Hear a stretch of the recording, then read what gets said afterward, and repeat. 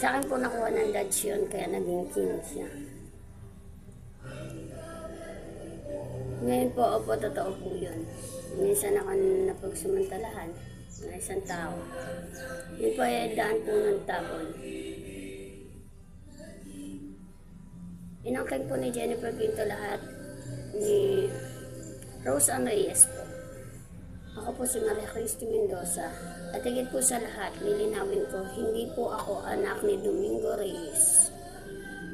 Anak po ako ni Edgardo Collantes na siyang tumayong stepfather ko mula 5 taon hanggang sa ngayon. Hindi ko po sila kaano-ano. Hindi ko po sila kaanak. Ilang taon po ako nagduruso sa kami ng Mawanay. Bugbog dito, salita dito, kantsaw dito. Lahat po ng pagmamaliit, pananakit, naranasan ko po sa kamay ng Mawanay. Yun po yung matanda kahapon na hinabol niya ng nakapulang helmet.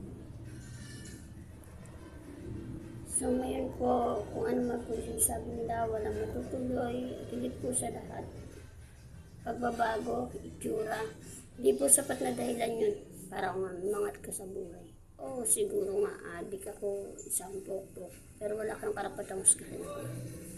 Dahil tignan niyo yung sarili niyo, masakol pa kayo sa mga adik, at masakol pa kayo sa mga pokpok. Diba? Bago mo gawing malinis ang sarili mo, tignan mo muna kung ano ginawa mo sa kapwa mo. Naglilinis-linisan kaya ano ba ginawa mo sa kapwa mo? Diba na inagawan mo ng larangan? At higit sa lahat, yung trabaho meron ka dyan ako dapat nandyan, hindi kayo magkapatid. Wala kayong karapatan sa kahit anong meron na nakuha ko. Siguro yung mga tao dito, oo. Pero kayo, wala.